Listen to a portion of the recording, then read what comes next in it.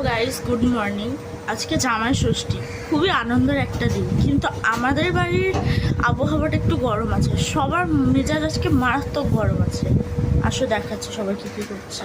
আমার দিদা সকাল থেকে খিটখিট খিটখিট করছে, আমি জানি না কেন।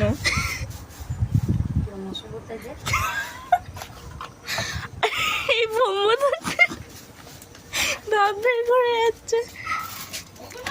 হ্যাঁ আসি। মাসি কি করছো? দেখবি কি করছি? সর দেখি সর। আমার বড় মা আমার দিদুন আছে, চা বানাচ্ছে আমার জন্য। চামচ নিয়ে আছে ওই ঘরে। চামচ জানি না, এনে দিচ্ছি, দাঁড়াও। কে কথা বলছে? কে কথা বলবে? আমি ব্লগ বানাচ্ছি। ঝ্যাটাতে ও মাসি ভাগ্যিস ঝ্যাটা সরাইনি। ঝ্যাটায় গু লেপটে আছে আর পুরো চিট না।